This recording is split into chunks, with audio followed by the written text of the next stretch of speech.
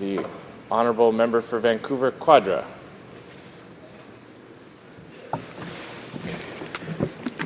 Thank you very much, Mr. Speaker. I'm honored to speak on Bill C-2, the Controlled Drugs and Substances Act. And I would say, though, it's truly sad that this was the first bill being introduced by this government, as though this were a bill that was really in the public interest when when clearly it's one that is harmful to people who need our help the most. In fact, this Bill C-2, it was formerly Bill C-65.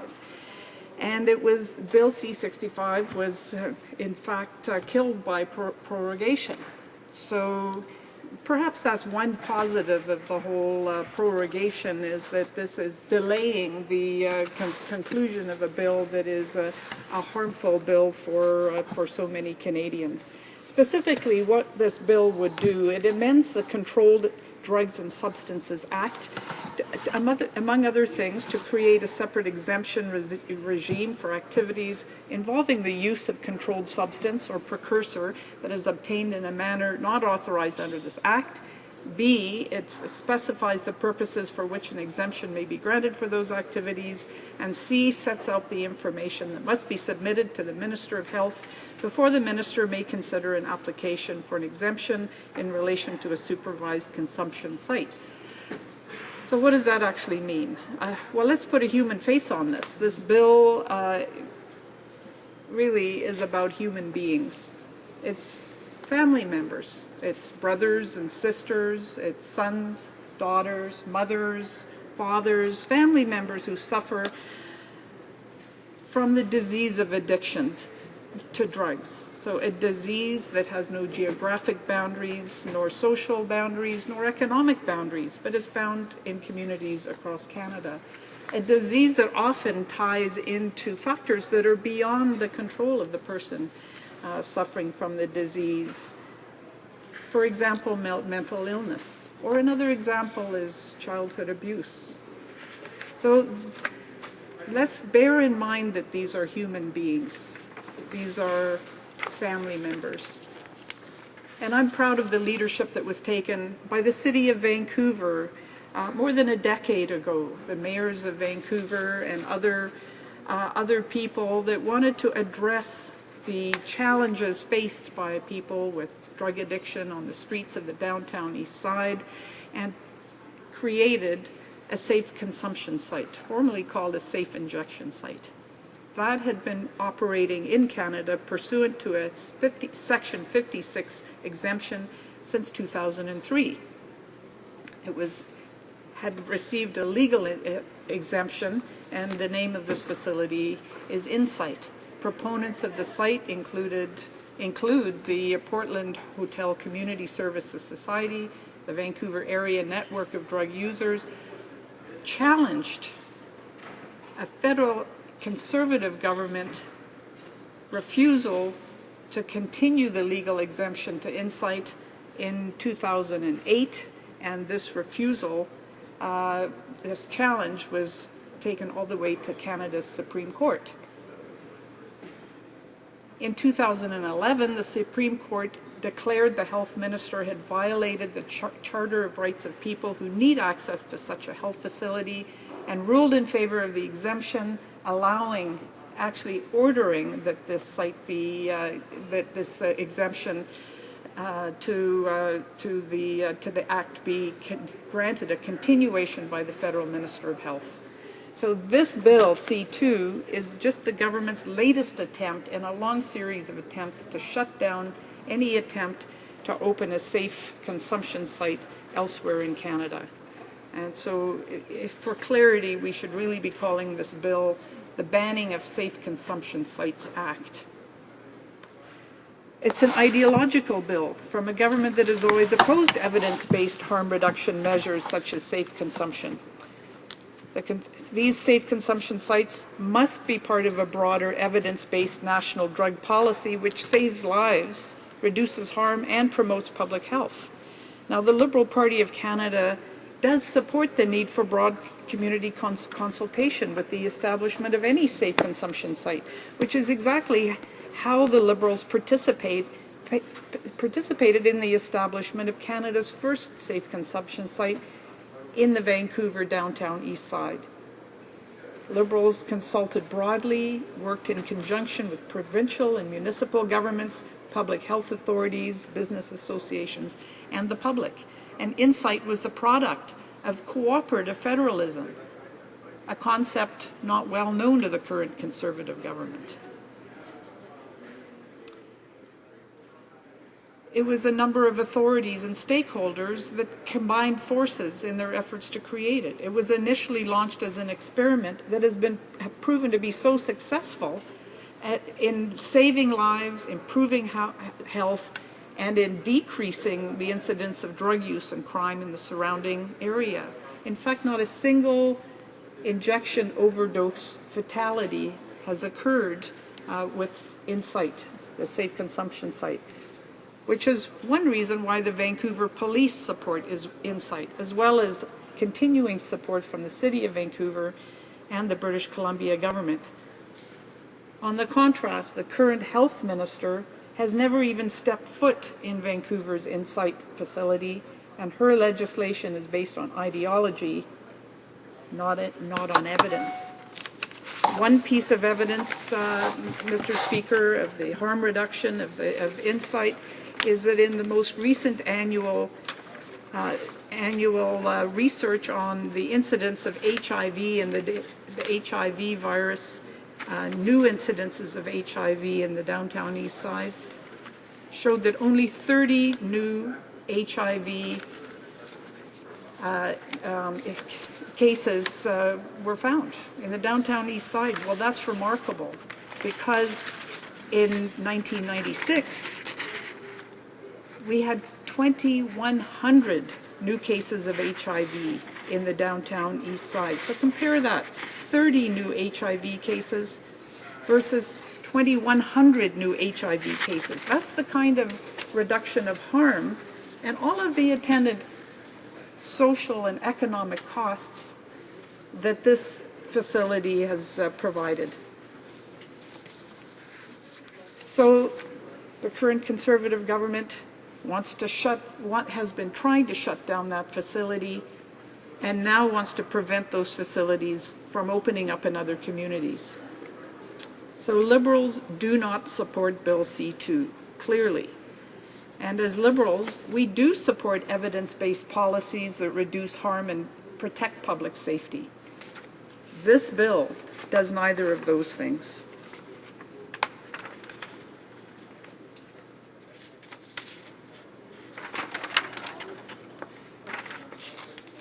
So as I previously said, Vancouver's safe consumption site has proven to be effective, but not just in reducing HIV infections, also in reducing crime and protecting public safety in the area surrounding the facility. But unfortunately, this bill raises the criteria to establish a new safe consumption site to such an extraordinarily high level that it would be nearly impossible for any future consumption site to be established in Canada. And that could mean that Insight will remain the only safe consumption site in Canada. Other cities who want to open a safe consumption site will be virtually prevented. And I just want to go back a bit to why the Supreme Court ruled that the government had to provide a continuation of the permission for the safe consumption site Insight to continue. The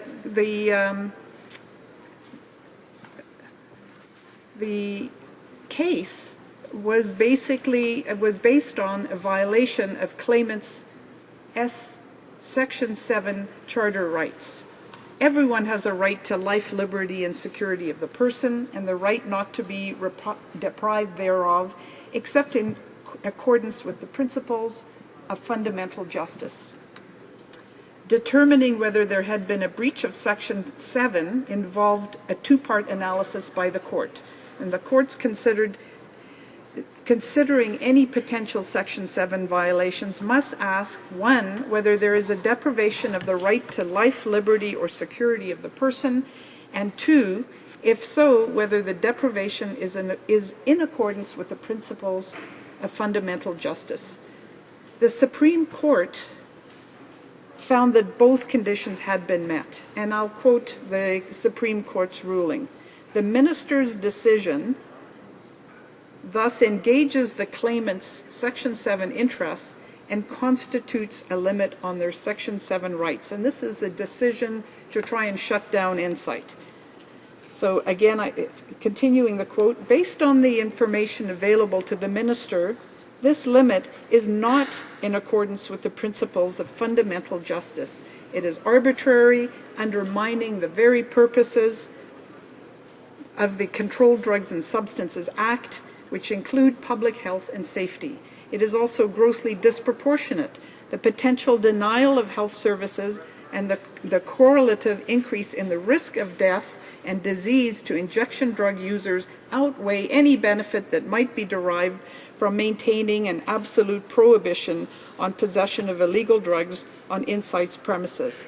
So it's very clear that the Supreme Court forced the federal government, the federal health minister under the Conservatives, to allow Insight to continue operating on a matter of justice. And that is in addition to all of the other health and safety and public safety benefits that evidence has shown that this facility provides.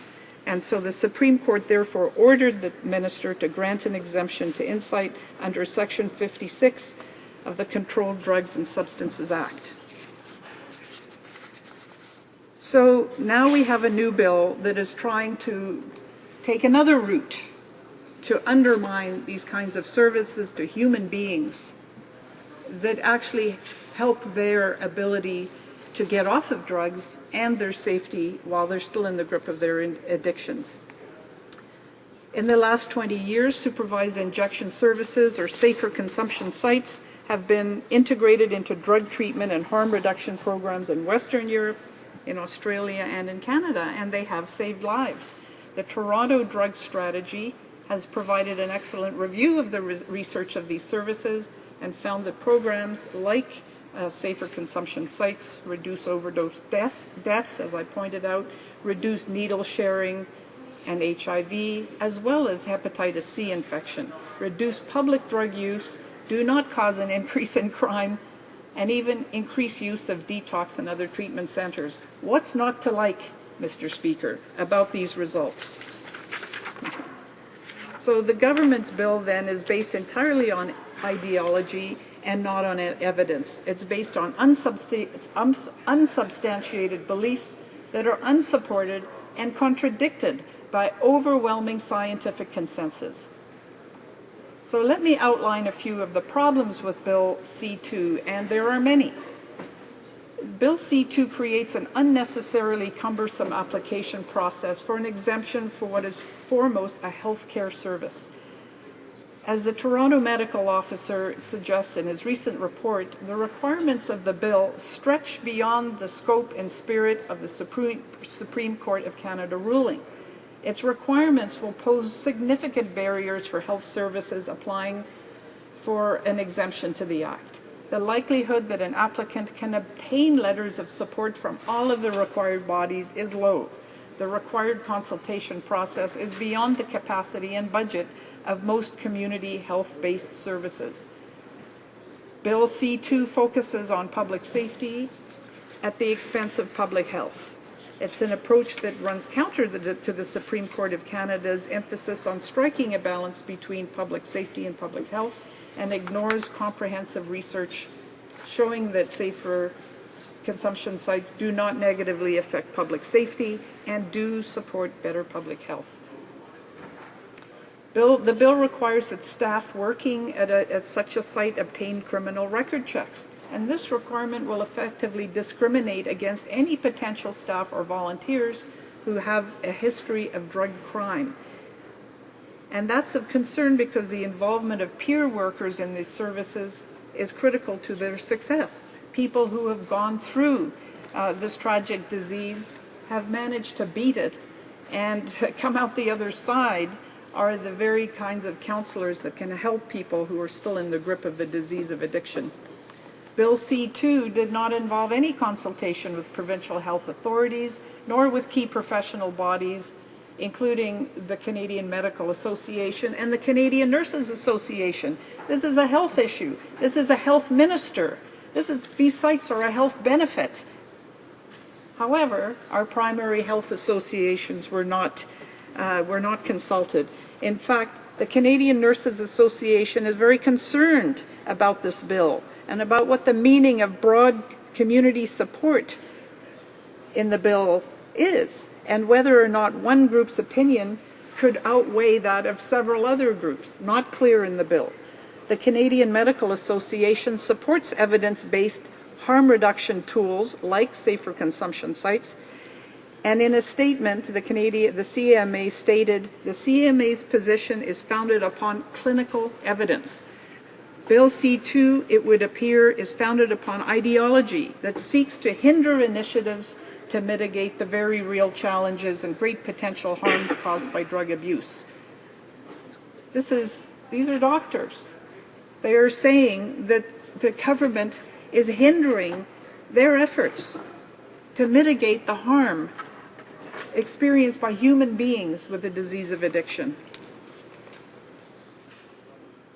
And a study co-authored by Dr. Julio Montaner, who is an international leader in HIV/AIDS research, found that there was a 35% reduction in overdose deaths following the opening of Insight. So that's 35% reduction in overdose deaths out in the community of the downtown east side following the creation of a safer consumption site. These are all important indicators of the sense it makes to allow these sites. But Bill C-2 is trying to prevent any more sites. It requires groups to seek letters of opinion from civic and provincial authorities, and essentially gives a veto to the provision of healthcare services to organizations who may have a vested interest through a narrow mandate regarding the use of illegal drugs and not be aware of the broad spectrum of other issues for which these safer consumption sites are so beneficial. So those vetoes may prevent a site from going ahead. Bill C-2 also specifies that a report of the consultations within a broad range of community groups must be included with an application. The Liberals believe in community consultation. The bill provides a 90-day period in which the minister may receive comments from the general public on any application for an exemption. Now that's concerning. Will a single person's comment then be used as an excuse to scupper a safe consumption site? Public consultation is an important component to establishing these sites, but these two sections that I've been describing give undue emphasis on the opinions generated in public consultations. So that can potentially allow a minority but vocal, not in my backyard opposition. It could enable that NIMBY factor to halt the implementation of life-saving health services that reduce HIV infections, reduce deaths, and reduce other harms in the community. Now, why is the Conservative government doing this? It's about politics, and here's where the unfortunate recognition is that it's about politics. It's political gain over justice, political gain over health benefits. And the clearest indication about this is that only an hour after the legislation was introduced back in June, the Conservative campaign director, Jenny Byrne, issued a crass and misleading fundraising letter to supporters stating that the Liberals and the NDP, in quote, want addicts to shoot up heroin in backyards of communities all across the country. Send us money, said Jenny Byrne, the Conservative. So the intention of the Conservative government is clear. They've lost the gun registry as a way to misinform the public and raise funds for their campaigns. Now they want safer consumption sites to play that role so they can go out to the public, they can undermine the actual truth and these people that are suffering from this disease in order to raise money for the Conservative Party. That is not on, and this bill must not go ahead. Thank you, Mr. Speaker. We thank the honourable member for her comments. Questions and comments. Questions and commentaire. The honourable member for Winnipeg North. Do I have that correct? Yes. Thank you. Thank you, Mr. Speaker. And I appreciate the comments and concerns that the Liberal Party's critic has put on the record in regards to this particular bill. I can, speak in terms of firsthand of being able to deal with a number of young people in Winnipeg's North End, where there is issues related to addiction. And one of the most addictive products that we have seen in terms of drugs was a product known as crystal meth, which has literally destroyed lives. It's people have died as a direct result of being a user of that particular drug. And there is a need for government to be doing more proactively in order to assist individuals that are hooked.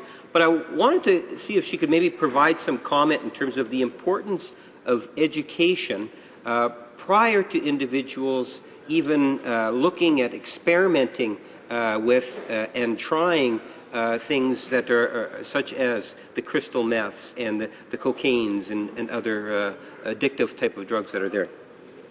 The honourable member for Vancouver Quadra. Well, thank you, Mr. Speaker, and that's an excellent question from my colleague. Yes, education is critical. In a community that I represented provincially a number of years ago, I hosted a crystal meth forum in the school gymnasium in which we had people who had suffered from that addiction and come through it, as well as psychologists and police officers speaking to the public to talk with them about, and the parents and the students who were in the gym to talk about the dangers of crystal meth. But that's the very kind of thing that this government has cut funding for. In their Bill C-10, when they decided that their justice system should be about reducing flexibility of judges, having mandatory sentences, and locking people up and throwing away the key, they actually reducing funding for the very kinds of preventative and educational activities that are so badly needed in the communities. Questions and comments. Questions and commentaire. The honourable member for Esquimalt. Thank you very much, Mr. Speaker. My question for the honourable member is that I wonder if she was as surprised as I was this morning to see the change in committee to which this bill is being referred to. In its previous incarnation, it was to be sent to the Health Committee, and this clearly is, after the Supreme Court decision, a health matter. And now, suddenly this morning, we learned that this bill is being sent to the Public Safety Committee. And this gives the appearance, I think, that the government is trying to create fear around this issue by implying that somehow safe injection sites are a threat to public safety, when in fact we know their impact is exactly the opposite. So I wonder if the member was as surprised as I was to see this reassigned to the Public Safety Committee. Member for Vancouver Quadra. Well, thank you for pointing out that maneuver, which is consistent with what I've been pointing out as a reprehensible toying with the most vulnerable, refusing them the supports that they need to prevent deaths and other infections and help with their health concerns. Why? For political gain. It's about reinforcing some messages around public safety that are based on misinformation. So I think that the Health Committee is clearly where this should go. It's a health issue, it's a justice issue, and the evidence is showing that public safety is improved with these sites. Questions and comments. Questions and commentaire. The honourable member for Edmonton Strathcona. And I'd like to thank the honourable member for her presentation on this matter. I've taken the time, Mr. Speaker, to actually talk to medical specialists and others who are concerned about this issue and are trying to find better ways to prevent health decline from drug use and to prevent the communities being harmed by the illegal use of drugs in their communities and their back alleys. A good number of Canadians across the country, and in particular doctors, are pursuing this very carefully, looking at evidence elsewhere, carefully examining the situation that occurred in British Columbia, what was their experience. And resoundingly, what they're finding is that the proposals for medically supervised safe injection services are going to be the best route to go. And they argue that that would be better for overdose prevention, better to be injecting in clean places than back alleys, better for the community. It avoids needles in their backyard and disreputable people, prevents HIV spread, and enhances the opportunity to directly work with those who are addicted to drugs to help them to be reformed. I'm wondering if the member could advise if she supports the actions by these doctors and their concerns with the direction that the government is going in. Honourable Member for Vancouver Quadra. Well, absolutely. The medical community is clear, and that's why I was quoting from the Canadian Medical Association itself that this bill appears to be founded upon ideology, and the previous comment about the switching of this bill from the Health Committee to the Public Safety Committee is more indication of that. This bill is not based on evidence. It's not based on compassion for people, family members, many of whom are suffering from previous abuse, mental illness, and other challenges. And our job is to support them in rehabilitation, in staying safe, and help the community stay safe at the same time, which is exactly what the medical community is saying that these sites accomplish. Questions and comments? Questions and commentary? The Honourable Member with a question for Don Valley West. Thank you, Mr. Speaker. Mr. Speaker, I've listened to the debate on this bill all morning, and I've heard some inflammatory comments coming from the opposition, talking about fear-mongering, talking about the concerns that they feel moving the consideration of this bill from health to public safety. Clearly, the Minister of Health has control of this under her purview. And I just wonder, what is it that either the third party or the opposition, and I ask this of the Honourable Member, and thank her for her presentation, but what is it about an open, honest debate on this issue that has her so concerned that we can't have families and communities fully engaged in this debate on safe injection sites? Thank you, Mr. Speaker. Member for Vancouver Quadra. And, Mr. Speaker, I've been very clear that the Liberal Party supports consultations, and those kinds of consultations took place before Insight was ever the ribbon was ever cut. So we support consultation, we support involving the community. What we don't support is a veto by a small number of vocal voices that are acting in not in my backyard basis, or on the basis of a very narrow focus on the fact that the drugs that are being used in these sites are illegal, and are ignoring all of the preponderance of evidence that this is healthier for the community, safer for the community, and saves lives. Mr. Speaker, Bill C-2 is unworthy of the honourable members opposite, because the evidence is so clear that these facilities are a positive for the community as well as for those with the illnesses that require them. So it's not my time to be asking questions at this point in a debate, but I would say that if there's anything inflammatory, it's actually the Conservative Members' Party's campaign director, an hour after this bill was tabled, an hour after, sending out a fundraising letter with the statement that Liberals and MPs and NDP want addicts to shoot up heroin in backyards of communities all across the country. Now, how is that for crass political undermining of the very interests of justice of the health and well-being of our community members. That is shocking, and it actually speaks to the strategy with respect to this bill by the Conservative government and why they are pushing forward with it, despite all the evidence that it is the wrong way to